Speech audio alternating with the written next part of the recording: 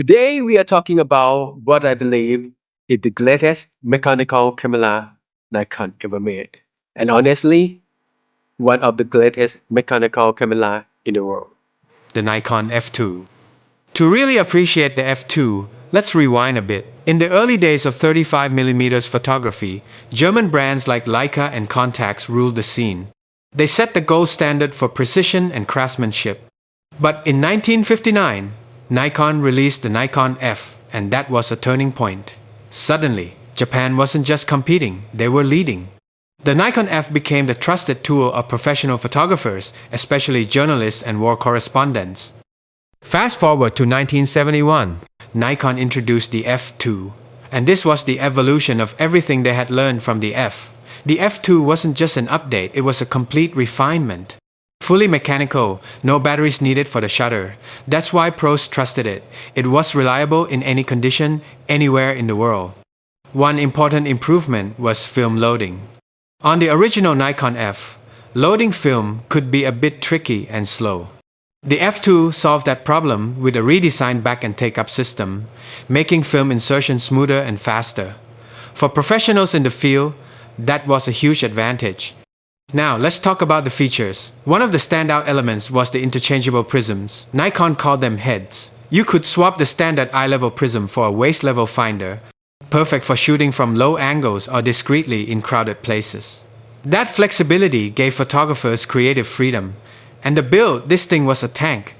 Solid metal, engineered to survive the toughest environments. While photographers carried it into combat zones, and it just kept working. That's why the professional market in the 70s was basically Nikon territory. If you were serious, you shot Nikon. Using the F2 is straightforward. Loading film, open the back, drop in a roll of 35mm, pull the leader across to the take-up spool, win until it catches, and close the back. Advance the film, and you're ready. The shutter speed dial sits right on top, ranging from 1 second all the way to 1/2000th of a second.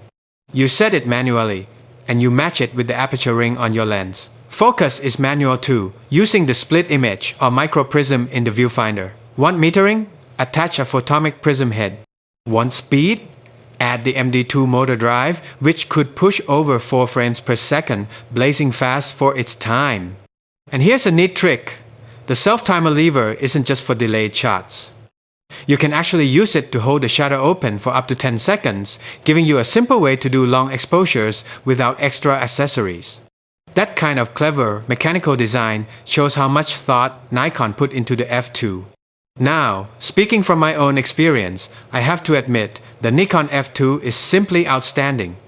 It's no surprise this was the beginning of Japanese cameras taking over the world. What really surprised me the most is the craftsmanship. The engraved numbers, the details, the materials, the assembly. It's almost on par with the Leica M6. If the F2 is behind the M6, it's only by the tiniest margin. And here's the kicker. Even though this camera is more than 50 years old, everything still runs smooth, almost like new. That's incredible. And when it comes to durability, I honestly wonder if the Leica M6 can match the F2 at all. The F2 has proven itself over decades, trusted by war photographers who carry it into the toughest conditions. That kind of reputation isn't built overnight, it's earned through survival and reliability. So here's my personal verdict. In my opinion, the Nikon F2 is one of the most collectible cameras ever made. I give it a solid 9.5 out of 10. It has everything: history, strength, ease of maintenance, and the kind of longevity that makes it future-proof.